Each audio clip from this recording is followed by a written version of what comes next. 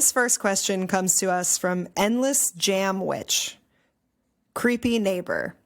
Hey y'all, this is my first post on Reddit, so I hope I'm doing this right.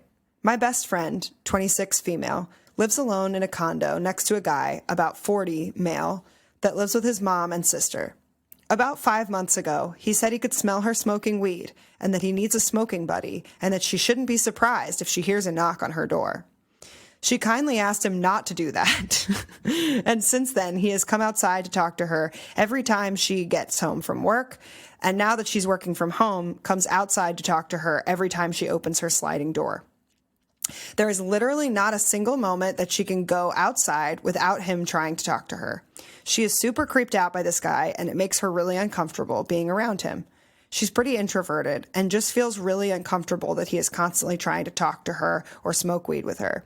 She is also concerned since he doesn't believe in COVID and some of her family members are severely immunocompromised, so she won't use her patio or go outside. Should she say something to him? What should she say if she does confront him? She doesn't want to piss him off since she lives alone and he is twice her size at least. Tough situation. Yeah. Yes. Multiple factors in this make it harder.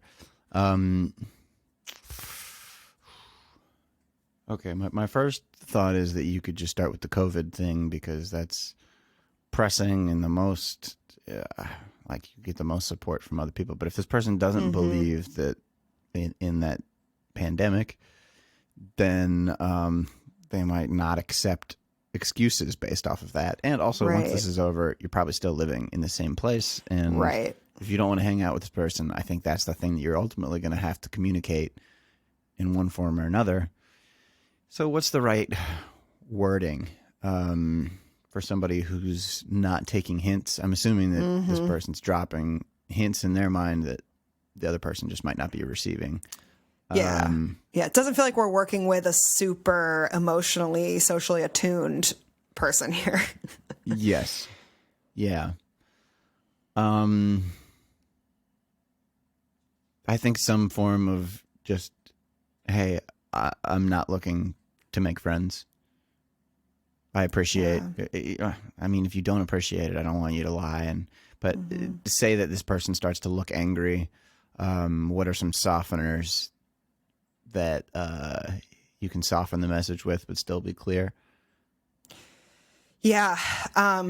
It's tough because you want to be polite and kind, but you also want to be firm. So you don't want to leave too much room for arguing. You don't really want to invite much of any wiggling on it. You want to just firmly state your piece and with, sharing kind of as few details as possible, because the details are where we run the risk of both letting someone argue with you and potentially getting into hurtful material. So I think the best policy is, even though it sounds harsh, just like you said, like, I'm sorry, I'm really not looking to make new friendships right now. Without really much room for discussion or qualifiers, because that's true. She's introverted, and it applies to him, but it doesn't say anything that's personal about why would he be a bad person to be friends with. It just states the fact that her preference is to spend her time when she's home alone. My worry about this is at some point she's going to want to have a friend over. Yeah. And then feel like, oh, if she's seen with this person, he will call her out about that and then claim that she was lying to him or something like that. Yeah. Just a bummer of a situation to be in. I think the clearest message is I like my privacy and the ability to use this space alone, and I'm not looking to become friends. That's even better. I'm not looking Yeah. to become friends. Yeah. It's harsher, but it's more direct. Yeah. And I mean, I think I understand what you're saying about a fear of saying something like, I don't want to make any friends, because then when she does start having friends around, he may, notice that and have ammunition to then approach her. But on the other hand, there shouldn't be an expectation that in your own home you have to entertain your neighbor every time they feel like socializing. It's not really her problem that he wants a smoking buddy, or maybe is, wants to make connections outside of his mom and sister who he already lives with. And it does feel it can feel even like violating, really, to have someone be such a disruption to your own private space, because she's paying to live and enjoy her time here just as much as he is. And it can really feel like someone is like in your home, in your skin, and just that feeling of ick, that feeling of creepiness from feeling like you can't put up a boundary to protect yourself, even in your own place of residence. It sucks so much. And especially the dynamic being, an older man and a younger female. I've been in similar-ish situations where you feel like, well, there's not that much I can really do about this. And it feels like a threat, and that's something you just have to kind of suffer through. But it seems like this is just sort of a constant burden. And I do think she should ultimately confront him and practice maybe saying something very simple to the effect of what Rob suggested about, I'm not open for friends, or I need my home to be a place where I can unwind privately, and just practice stating it out loud to no one and leaving it there without adding all those qualifiers about, well, this and that. And, when I'm like this, I don't want someone. And when because in that space, it just it puts off that uncertain energy. And that's where someone can wiggle in and try to put you off balance. Right.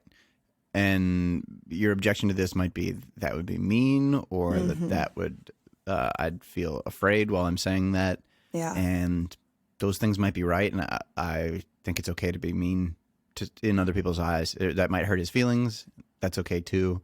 Yeah. Yeah.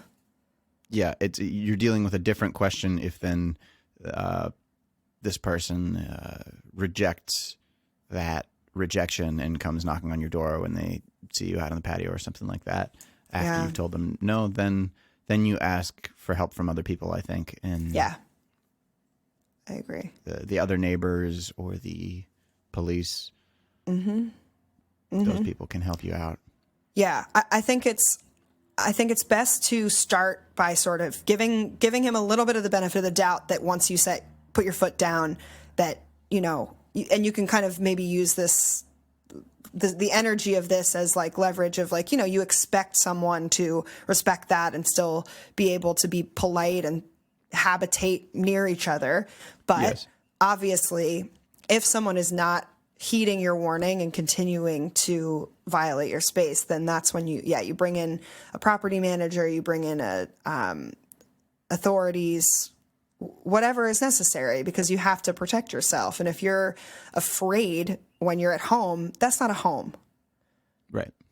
Another option is potentially if she is too afraid to confront him in person and is afraid of, maybe slipping up and saying something that she doesn't want to say, you can write a note, and you could, slip it under the door or something in an envelope with his first name on it, so that only he sees the contents, and that would give you a little bit more room to practice what you want to articulate and make sure that it's coming off in a way that you feel comfortable about. But I think doing it in person is also sometimes a way of just more quickly nipping it in the bud and not letting yourself overthink it too much.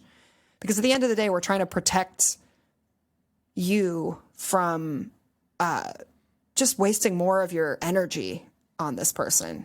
Right. And letter writing can be a lot of energy. Yeah. I like the letter writing idea a lot, actually, because otherwise I fear that she's not going to be able to pick when the conversation happens. And especially if she's outside to smoke weed, and that's like the time that he's coming around, and she might have to at any moment have this conversation that might be more difficult because of the drug or because of the state of mind that she's in when she wants to do that. Yeah. So I like her being able to pick when she delivers this message, and it not just being something that she has to be like prepared for at all moments, especially when she's trying to have a quiet moment of solitude. Yeah. And maybe she's less articulate when she's high. Yeah, I agree. And it can make you kind of overthink and maybe be a little bit paranoid about what the response is going to be and worrying about sort of the social cues and everything. So yeah, either writing a letter gives you that control, or, you go and knock on his door when you're prepared. Right. But I feel like there was something else I was going to say, and I don't remember what it was.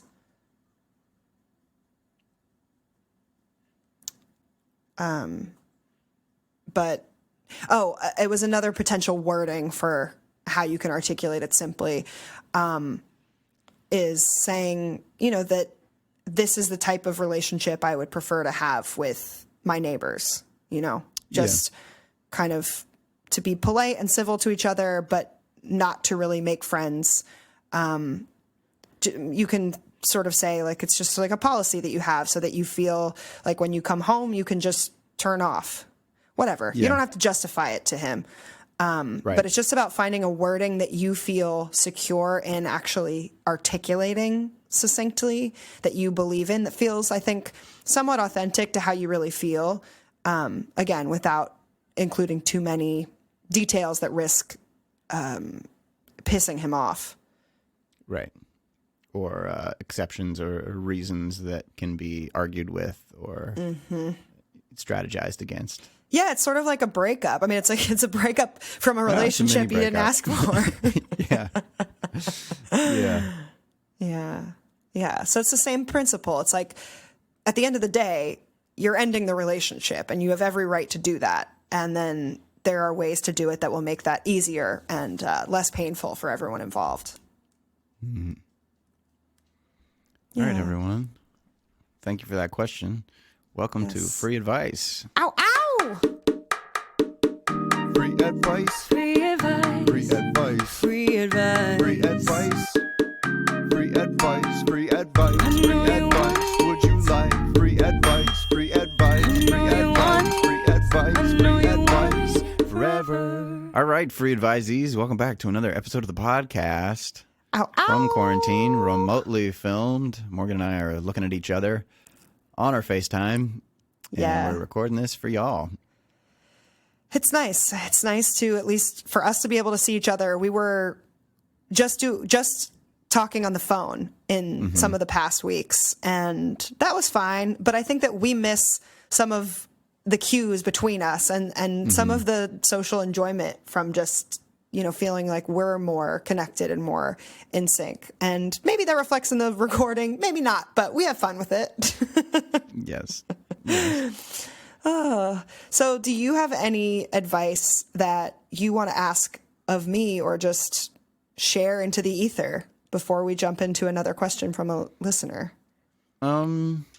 Yeah. So Los Angeles has opened up the very first steps towards resuming normalcy. Trying to tiptoe towards it.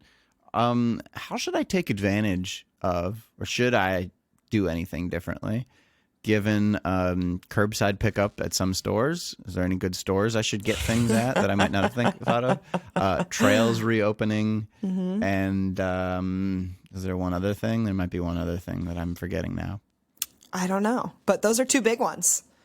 Yeah, and it feels exciting to suddenly have this influx of new possibility after not having that for so long. And so I definitely share your sense scary of too. It's yes. What's scary about it? I just kind of got used to this. Like, it was a good excuse to just be a piece of shit and not go do anything. Like, really turn my back on the world and be like, yeah. This is fake life. We're all on pause. Nothing counts. Yeah. Well, things count a little more now, it feels like. Now that I could go to a trail. What was the thing things that you missed the most when we got the lockdown? Oh, asking the hard questions. You know me. The ease of seeing friends, just night of saying, hey, you want to go to this place, want to grab dinner? Mm-hmm. Yeah. Okay, so the trails being open definitely give you a different potential. In the YMCA, in the sauna. Oh. I missed that a lot too. Okay. Oh, I thought you were saying that got opened. I was like, what? No. I got you. Yeah, so okay, so the trails give you the possibility to take advantage of being outside in nature by yourself and exploring new trails, or the possibility of inviting a friend to go on a hike that you didn't have access to before.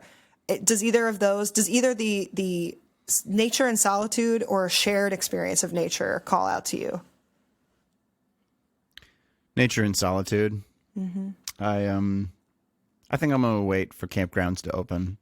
I'm hoping that'll be next week and do that. Spend the night in the woods. Okay. I like going on night walks. Something I really enjoy about it being kind of spooky. Oh man, the moon's gonna be low next week. The mild spook factor. There's not gonna be too much moon. The what? The mild spook factor. Yeah, but being like, well, it's okay.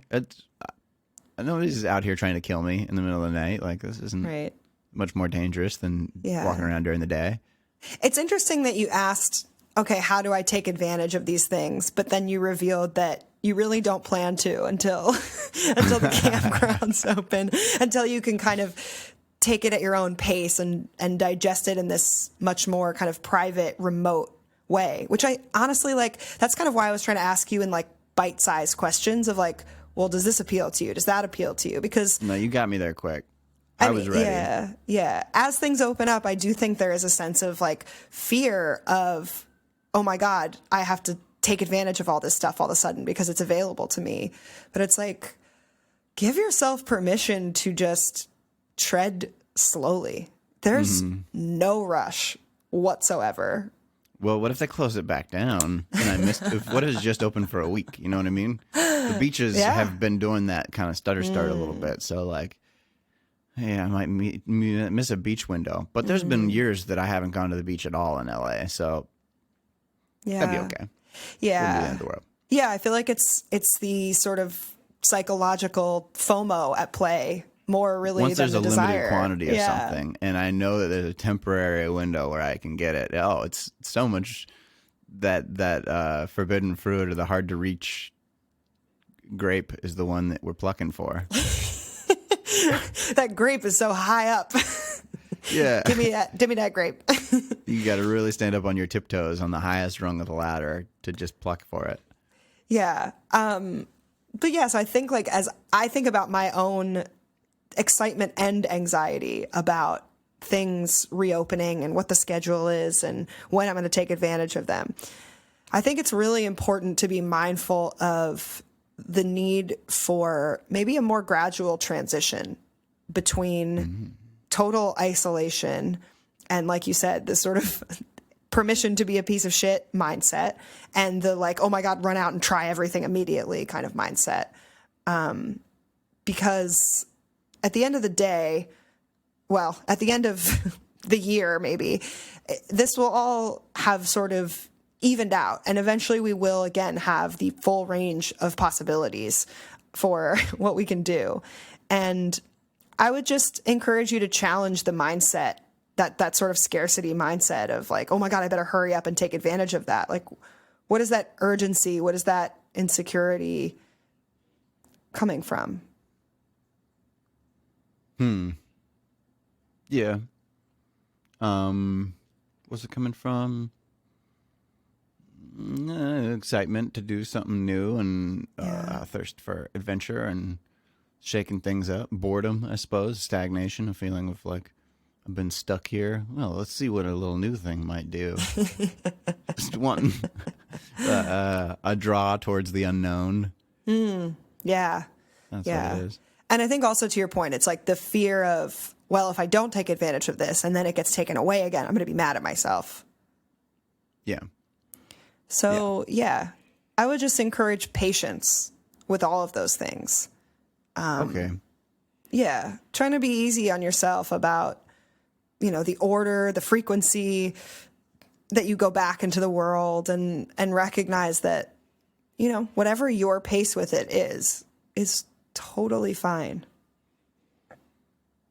I used to high five people on my runs going up the hill. I'd spot people with like one free hand and get on the side of them where our free hands would.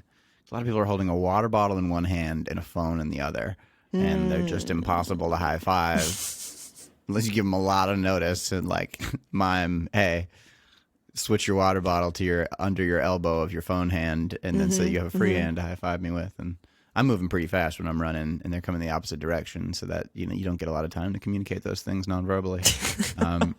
Now I'm like, well, I could nod at, I could play the game where I can see how many people I can get to nod at me or wave, or like do the chicken dance or something, where you stick your elbows out and you kind of squat, flap your little wings. I wonder if I could get anybody to do that. Maybe I'll start them with a nod, then escalate to a wave on the same person, and if they're already.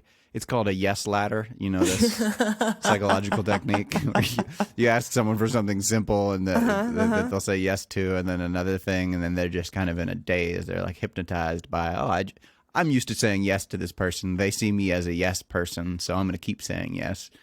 And that's how I get them to chicken dance with me. I think that'd be satisfying. Yeah. Just looking for some new interactions with folks, with strangers, and probably ones where we don't touch hands. Yeah, that's probably the right place to start. Yep.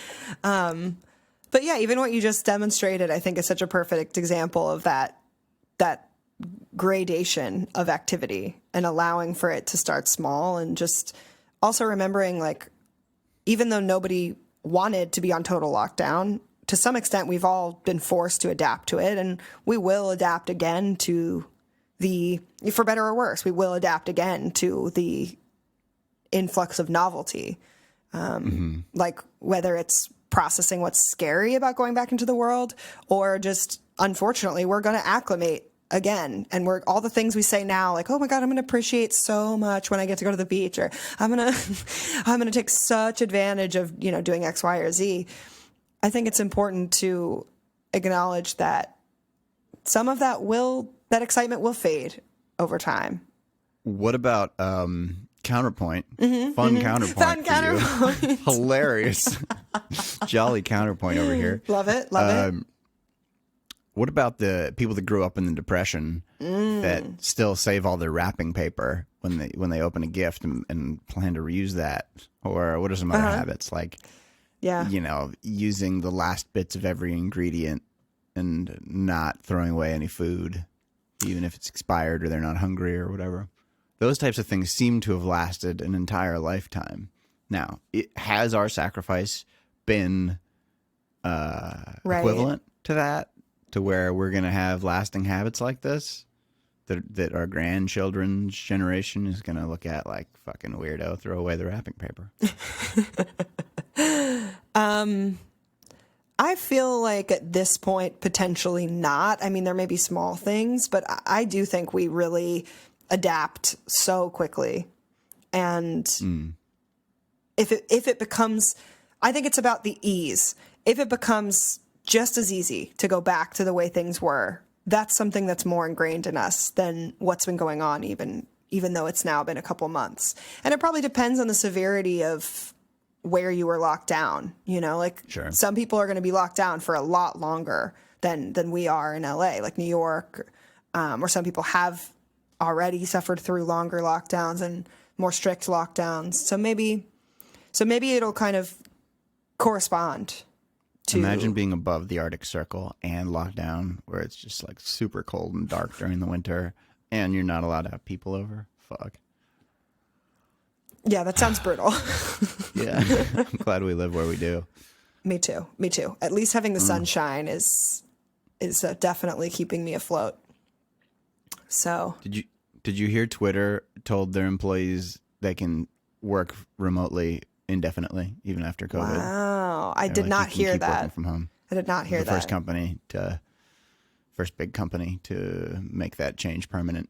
Yeah, I do think that is something that will change, because a lot of people will have grown accustomed to it. Will have seen that there are probably very few actually negative consequences from people working from home, at least more on a more consistent schedule. And then maybe, especially in financial strife, the cost of maintaining office space could be a motivator to go remote. I wonder if people will leave San Francisco. I don't know. Live in Bali. Probably some, yeah. Cheaper lifestyle. Yeah. Yeah. I wonder if it will, if Americans will lose jobs as a result of this, if like things that we used to think, oh, you have to come into the office for, those jobs will get shipped overseas as well. More white collar work. Yeah, it's possible. It's possible. We'll have to see. I guess we'll have to see. Hey, do you need any advice or want any? You know, honestly, I feel like I want to jump into another question from Reddit. Let's do it. Let's help somebody else. I have I've had a lot of good time to talk to you and other friends today where I've gotten some good advice. So the next question is coming to us from Reddit user ZZ Epic Sniper 303 ZZ. Sometimes people use a lot of characters in a row that I'm not anticipating, and it makes it really hard to read through smoothly. Okay. So Epic Sniper asks, how to cope with waiting for something you're really excited for. I know I sound like a child, but I'm really excited about a thing I have going on in about 2 months and can't wait for it. I think about it constantly and can't get it out of my head. I do have activities going on, of course. I don't spend all my time thinking about it. But even during these activities, I still think about it. It's actually getting annoying because thinking about it just gets me even more excited and hyped for the thing, which is still a long time away. How do I get my mind off of this so that my time can pass normally again? Because I really think that my days go slower and slower the more I think about it. My gut instinct is this isn't a problem. Is there a part of being excited that you dislike? Like, personally, I like being excited about things and think that's just a fun thing to. If it's not like ruining your ability to work or do things that you need to get done in the present, then cool, just be excited about it. Yeah, I understand what you're saying. I think that a lot of times the problems that we have are more about I don't have anything that I'm excited for, and like how do I get through time where I'm not anticipating anything to look forward to in the future. I think that's what a lot of people are sort of struggling with right now. But I will also say there can be this kind of like tingling feeling of anticipation that if you are waiting for something exciting that almost is just too stimulating and in too constant of a way. And I think that the overall problem that this person is experiencing is that being so present and activated like that for a long stretch of time actually makes the time go slower and makes the thing seem that much farther away, which I agree is not necessarily a problem.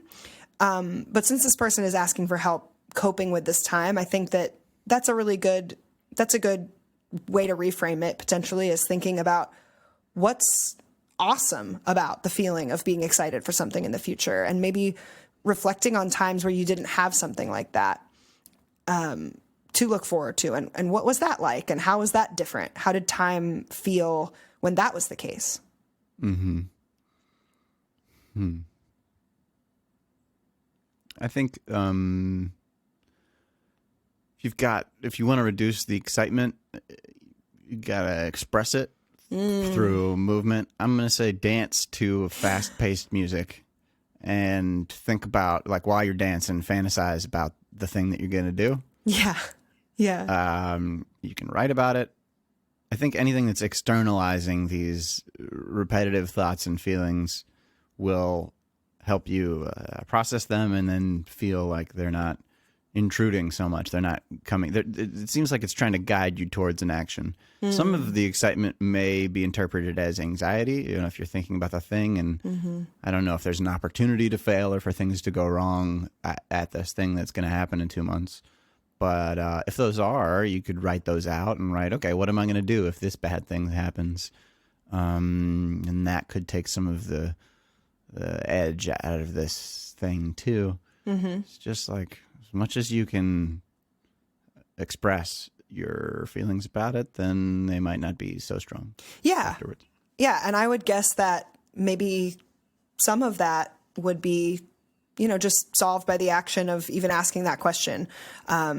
Not to say that you're, check, problem solved, but that's an example of sharing about it, of externalizing the feelings, describing the feeling of excitement. How does it feel in your body? What is it like? Is your heart beating faster? Do you feel tingling in your stomach? Does your head feel light? Do you feel just lifted and like you're moving at a higher pace? Noticing what the feeling feels like can also be a good place to start in terms of knowing, well, how do you want to externalize it? Okay, well, if it's a tingling in my stomach, maybe what I want to do is a bunch of sit-ups, or I want to like hula hoop my stomach around to sort of shake up that sensation. And dancing is such dancing is such a powerful way of doing that. So I think that's such a great suggestion.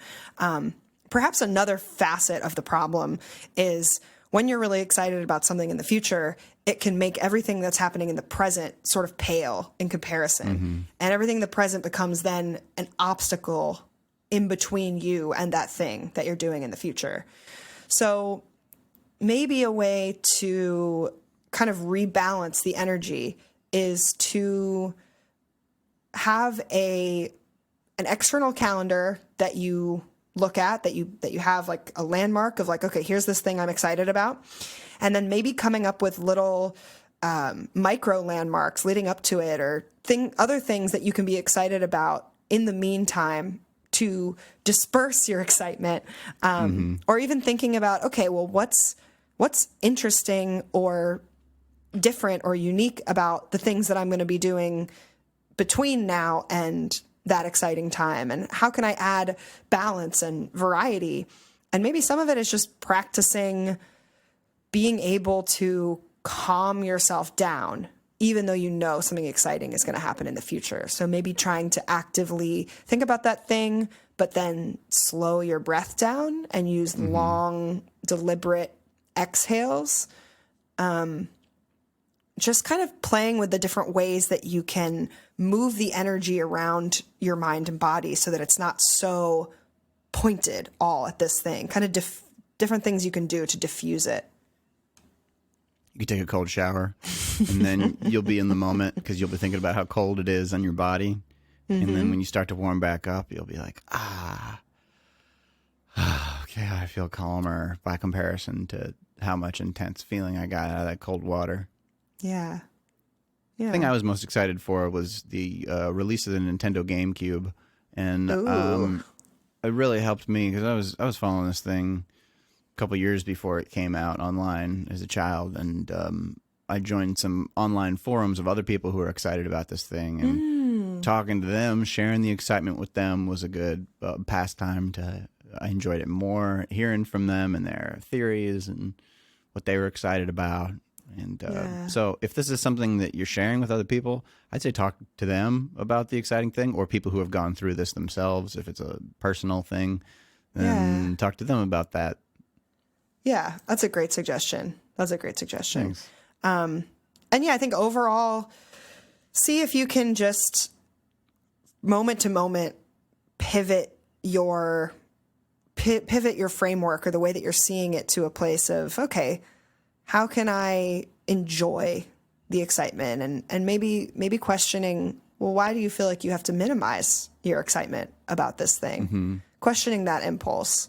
Because I think a lot of times we think the grass is always greener on the other side, and sometimes we don't take enough time to just sort of smell the roses or appreciate what's exciting, even if it's to a fault, about that feeling of having something to look forward to.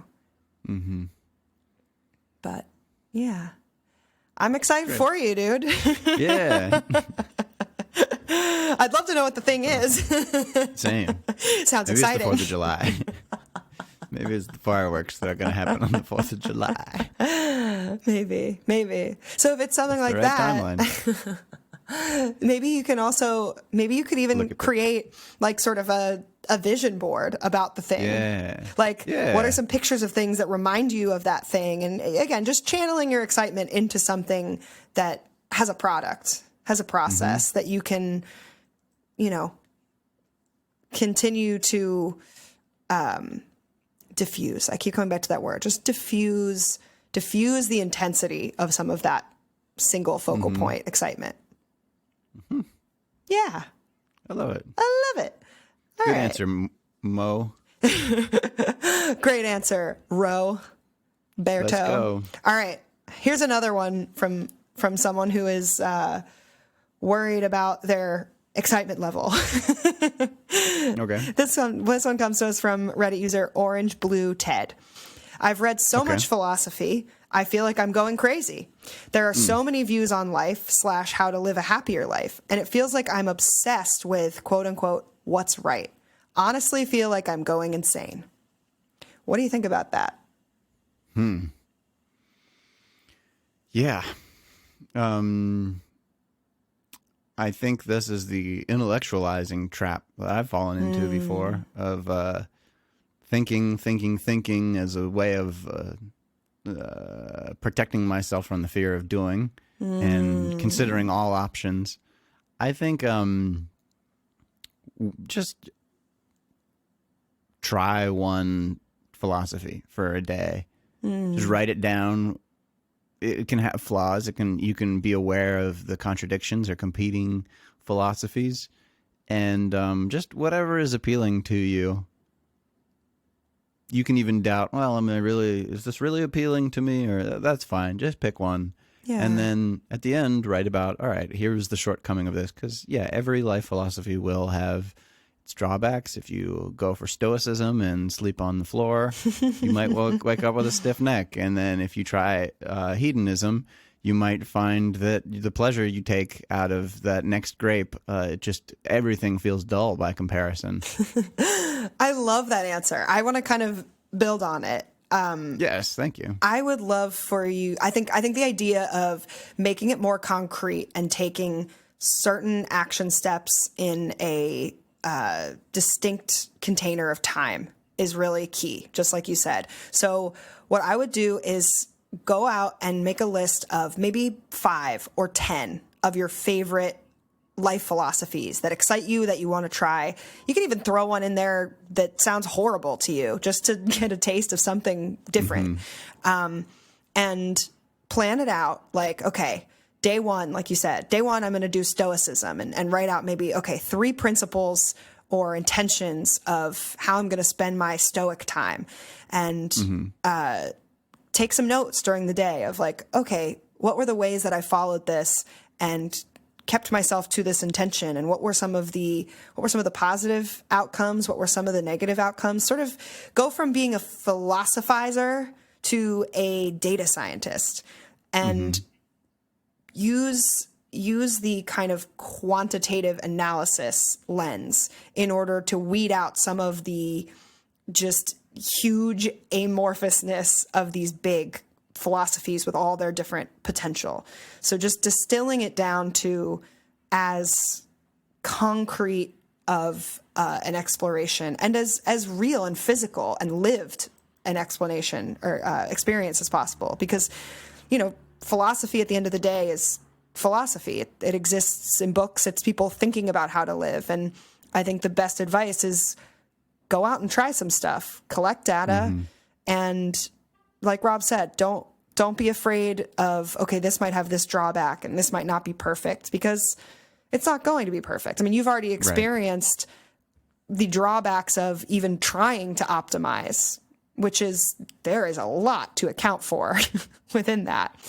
And similarly to Rob, I get caught in that trap too, where I often hover over a wide swath of possible decisions and paths. And sometimes I will just think myself into a total tailspin where I then don't act. And then I start to just doubt myself completely because I've gotten so far from shore. And sometimes reading a lot of other people's thoughts and words and ideas can do this to us, where we sort of lose sight of our own internal compass.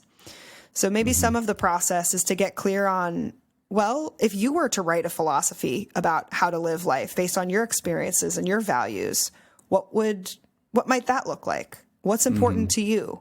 What do you think it takes to live an optimized or a happy or a successful life? I mean, what is even the intention? Is the intention to be happy? Is the intention to be wealthy? Is the intention to be, make a lot of friends? Like what to you are the pillars of living a good life?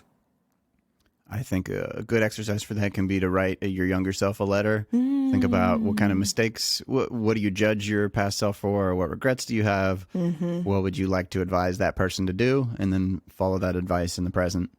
Yeah. Yeah. I love that.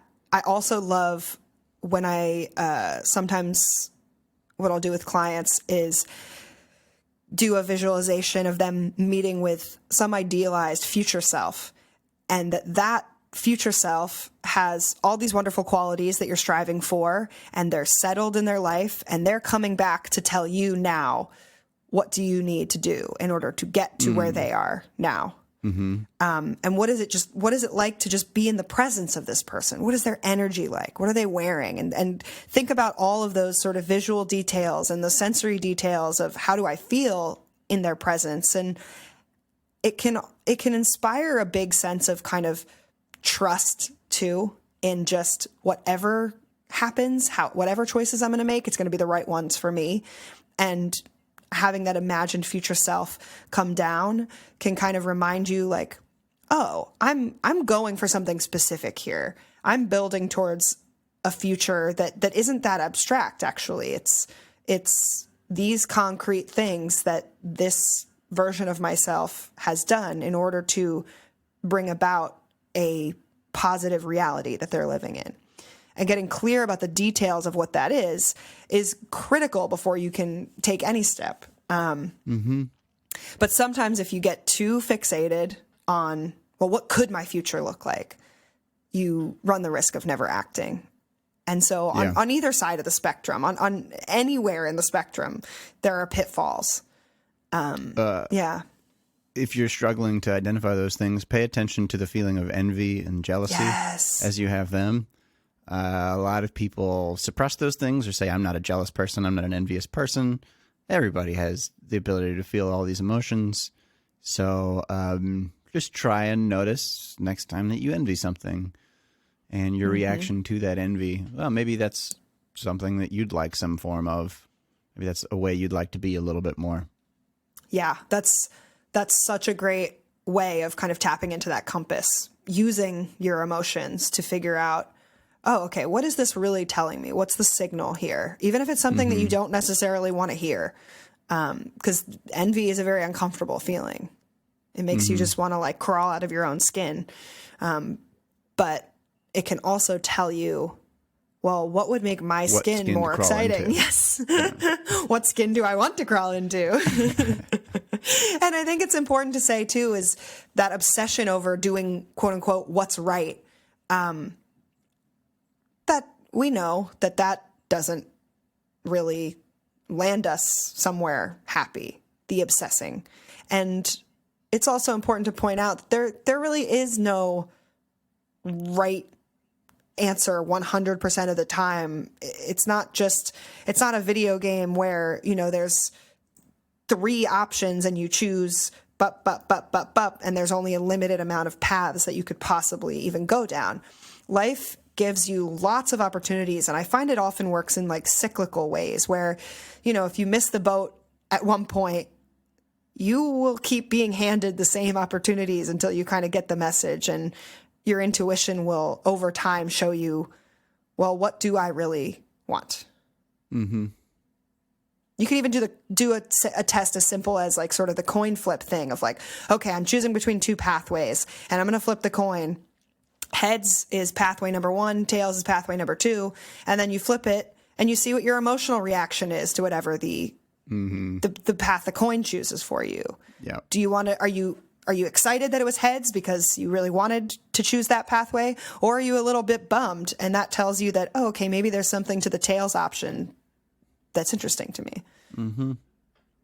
Yeah. Great trick. The coin Such a flip. good trick. Such a good trick. There's also, what you can also do is employ a pendulum. Have you heard of how a pendulum no. works? Okay. So I think that you could pretty much take anything that operates as a pendulum, which is Any grandfather clock? a long, if you have a grandfather clock, no. It can be like a string with an object that has some weight at the end of it. And what you basically do is you hold it out, so it's just sort of hanging vertically, and you can put your other hand underneath it so that it's stopped, and you lift it up and you ask it, show me what is my yes. And the pendulum will either start to swing back and forth or forward and back. And once you get a clear sense of just, okay, what's my yes? Is it forward and back, or is it side to side? Stop it. And you go, okay, show me my no. And it should go the other way. And basically it's picking up on, I think, your kind of subtle energetic vibration of your own intuition. And then you can ask it questions and see what it says. If it swings forward and backward or side to side. Yeah, I know. It's really powerful. It's really interesting. And again, if you don't agree with what the pendulum says, you can treat it like the coin flip trick. Yeah. You can just be like, Exactly. oh, now I actually know that that's not what I wanted. Yeah, it's like a abbreviated version of the just try something method and then reflect on it. Yeah. Yeah. And I think sometimes what creates this false sense of like urgency to always perform the right action is the sense that we're running out of time and we have to hurry up and do it, or we're going to miss some opportunity, or this is going to pass us by. And I think life is long and it presents a lot of opportunities. And there are so many juicy lessons in the mistakes that we've made just as much as the successes. And the fact that you're paying so much attention and being so conscious to how you want to live your life is a great sign. You're going to get where you want to go, but it will take time. And you're going to have to fall on your face sometimes. You won't always get it right. I have to remind myself this every day. Yeah. Yeah. Well, do you want to take a stab at one more question? Yeah, let's stab. Let's stab. Let's get out our knife and just stab around. All right. So our last question comes to us from Kaeko. Kaeko. Is that how you would pronounce it? Kaeko? A-E, I might say A, Keiko. Okay. Kaeko, yeah, I don't know. Okay. All right. So Keiko wants to know tips for eye contact. I would like to learn how to be better at maintaining eye contact. I struggle with anxiety and it makes me uncomfortable looking at someone's face. I would like to be more confident and improve. Any advice is appreciated. Okay. So eye contact is difficult. You can start in the mirror, looking at your own eyes. Yeah. And then you can ask somebody to help you practice this. Also, this is a common thing to be uncomfortable about. Yeah. Yeah. And I notice it fluctuating in myself. Yeah. How much eye contact I'm willing to make with people based on how confident I am in that situation. Right. And I look at the ground more when I'm less confident, or just anywhere away from people's eyes. Mm-hmm. Yeah, this is a fine thing to practice. Yeah, and I think just being willing to put yourself out there and get help, especially from someone else, is a great step toward overcoming some of the fears that come from being afraid of sustained eye contact, which is the fear of, I think, being seen by someone else, the fear of, Could be a fear burdening of someone, making them uncomfortable. Right. Yeah, a fear of making someone else uncomfortable, a fear of kind of putting yourself out there, a fear of burdening someone, a fear of being seen. All of those things are abated by just the practice of involving someone else in your pursuit to improve. Because I think that what it boils down to often is I'm afraid that I'll be doing the wrong thing and I'm afraid I'll be judged for it. And there's a real lack of self-compassion, self-forgiveness in there. And the assumption that, oh my God, if I mess up and I stare at this person too long, they're going to cut me out of my life, their life forever. Right. So finding someone that you trust, that you've had a a long-term relationship with, maybe not a partnership, but, a friendship or a family member, someone that you feel comfortable with, that's not going to desert you if you burn them with your fresh, hot eye contact. And maybe someone who you feel comfortable even receiving certain reflections about your eye contact from, like, oh, okay, there was this shared discomfort during this moment. And just sustained eye contact is two people kind of going into a sort of uncomfortable and intimate situation and just allowing for there to be some discomfort and disjointedness and misalignment, and getting comfortable in those nuances and those little weird mistakes or moments. That is really where the juiciness of this getting better at this practice comes in. Because there's really not like a right prescription of like, oh, everybody knows that like 85% is how much eye contact you're supposed to make, or there's some certain formula for it. It's always kind of a dance. Yes. And I love the idea of it as a dance being potentially a key to kind of figuring it out. You could even ask someone to engage with you in a way where you present it that way. Like, we're going to dance with our eyes. We're going to look at different parts. We're going to coordinate. Okay, first we're going to look at each other's left eye, then right eye, then mouth. Yeah, we did an exercise like this. Yeah, we did an exercise like this. If you're looking at the mouth, it might look like you're... Well, so one potential concern keeps me from making eye contact with people sometimes is, do they think that this amount of eye contact is a nonverbal hitting on them or like leading up to a kiss, like I'm about to kiss them or something? Right. If you look at the mouth, I think that can suggest that, especially if you bite your lip when you do it. and you go, yeah, you purr a little bit. But all these things all these little accessories to eye contact are things that we're pointing out to kind of suggest that, like, it can be playful. Again, it's an art. It's not a science. It's a dance. It's not a formula. And it's something that I don't think anyone thinks, oh, I've totally nailed this or mastered this. So when you're walking into the situation where you're going to practice it with someone, whether they know it or not, it's important to remember that we're all just kind of playing and experimenting and like flirting with the line of, well, what's too much, what's not enough. And I sometimes would even come up with maybe just even like a little internal game of, okay, I'm going to just breathe and look at someone's left eye for 5 seconds. And then I'm going to look down and I'm going to breathe. And then I'm going to look up and look at their right eye for 5 seconds. They're not even going to notice that you're doing this, first of all. But yeah, sometimes my anxieties about eye contact are more like, ooh, am I going to slip up and like look at somebody's nose for too long, or like notice a weird thing on their face, or like look at their crotch, and that's, like you said, going to be interpreted as some kind of a come on or whatever. But I think that often we are paying so much attention to what we're doing and worried about if it's the right thing and being self-conscious of it, and the other person is not even necessarily registering it at that same level of detail. It's possible. That what you just said about being so concerned about ourselves when other people aren't even aware reminds me of some advice from Mark Manson's book Models, where he says that true confidence is the result of caring more about how you feel about yourself than how another individual feels about you. And that's great.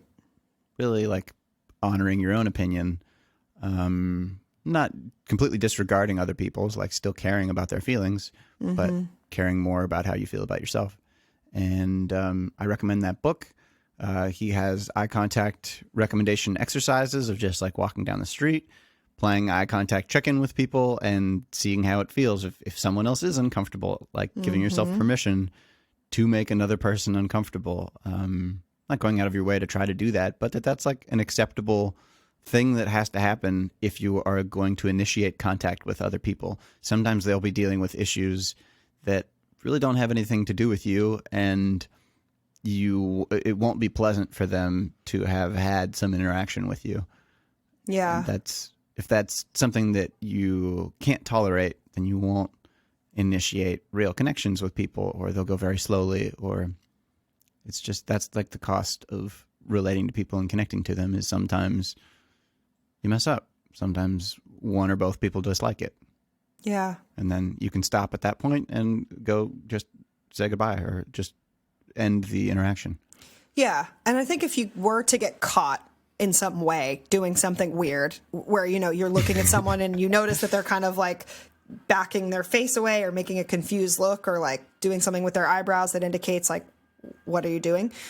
You know, you can just own up and say like, hey, you know, I'm sorry. I didn't mean to make you uncomfortable, but I'm practicing my eye contact. I think anyone could understand that. Yeah. And if they think that's weird, okay, that's their problem. Yeah. They're weird. Yeah, We're all exactly. fucking weird. Right. Potentially a safe way to play with different types of eye contact too are making eye contact with kids, because they don't have they don't know what social rules exist, and it's just practicing kind of dipping your toe and wading in the water and just seeing what it feels like to lock eyes with someone. I know, like, if I make eye contact with kids sometimes in like the park or like at the airport or whatever these communal spaces are that used to exist, Right. like I would just get a kick out of just, you know, because kids don't know when to stop staring. So I just stare right back at them and try to do what you said, play chicken with them, have a staring contest and see if I can get them to look away first. So sometimes I'll make a weird movement with my tongue or my mouth just to be silly. Yeah, trying to make a kid laugh or scare a child or intimidate them. Those are all fun games. Or force them into your van. It's all great practice. Yeah. Yeah. Yeah.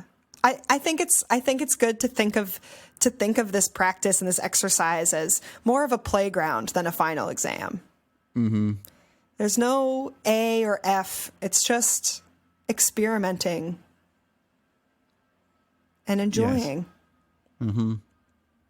And seeing what makes you feel connected, like Rob said, of like, what is your opinion on it? How does it make you feel to make eye contact with someone? How does it make you feel to be looked at in different ways? And kind of making notes on, oh, how did it feel for me when this person did that? Oh, okay, if I want to make someone feel like that, then I can kind of repeat that. And then you can practice in front of the mirror to make it kind of more natural, to smooth out the kinks.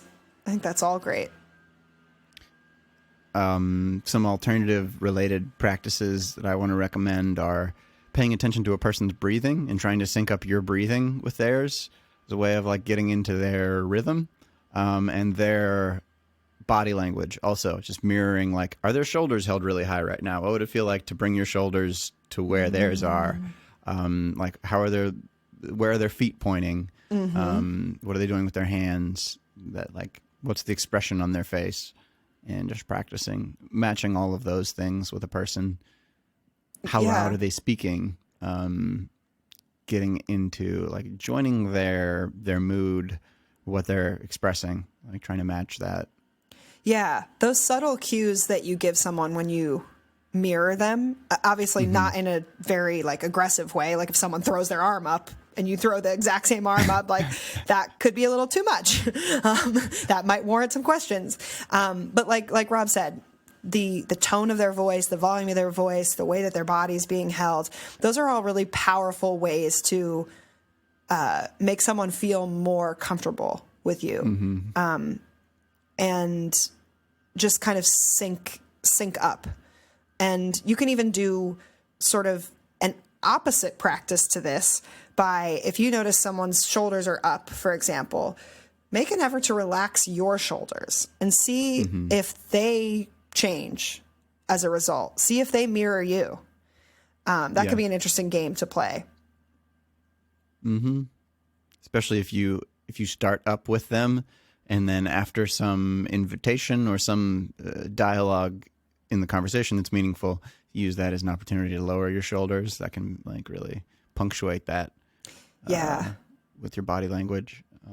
After like accepting them in some way, inviting them to something, or telling them they're okay, or just lowering the tension like that. Yeah. Maybe even setting an intention of like, okay, why do you want to improve your eye contact skills? How do you want someone else to feel? What's your goal of going out into the world and relating in this way? Is it that you want to make people feel more comfortable? Is it that you want to feel more connected? Or maybe you want to engage people differently? I think maybe sometimes backing into the what based on how you define the why could give you some signals. My guess is it's to make other people more comfortable. And I think the best thing to do with that is to become more comfortable with yourself. Yeah. The way you feel about yourself will often be how other people feel around you, how you make them feel about themselves. So just having an accepting awareness of yourself, maybe doing yoga, maybe some other mindfulness activity of just being aware of your body and like your condition. All of that work can make you more comfortable to be around. Yeah. Sometimes acknowledging that you fart and sometimes your body betrays you. Sometimes you're sweating when you don't want to. And sometimes you don't say the word that you meant to say. Like that, all of those things contribute to a person being warmer. Yeah. And think about how it makes you feel when someone else has sort of a humbling moment or something where some element of their humanity kind of peeks out through the crack.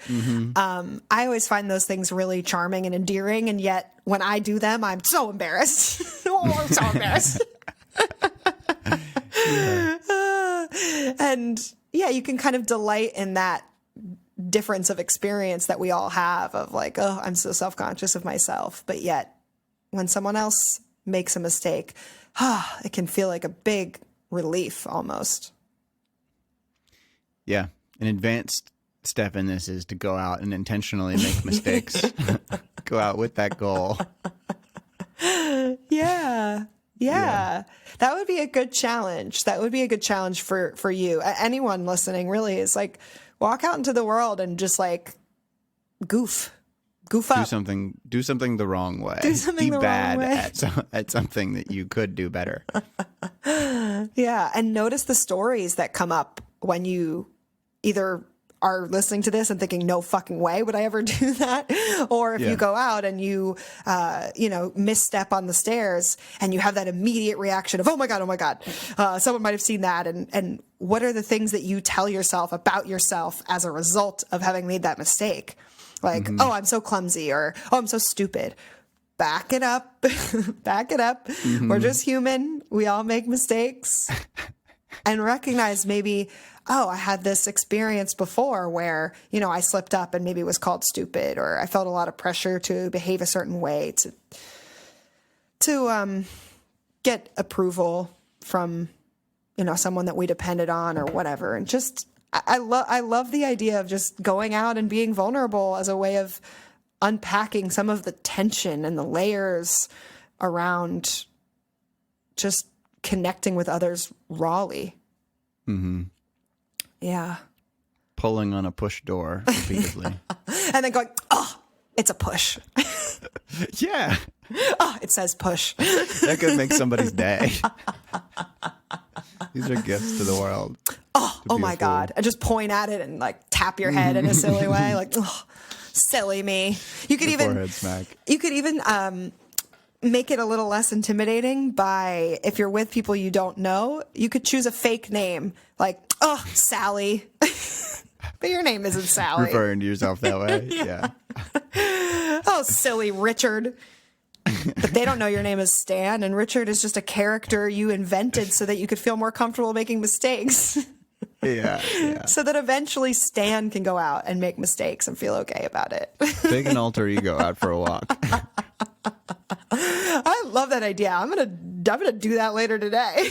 Ooh, sounds like we have an assignment this week. Invent an alter ego, take it out for a walk, and then next week we're gonna report on what kind of hijinks we got into. Yeah. How did that person embarrass themselves? Right. Deal? I love it.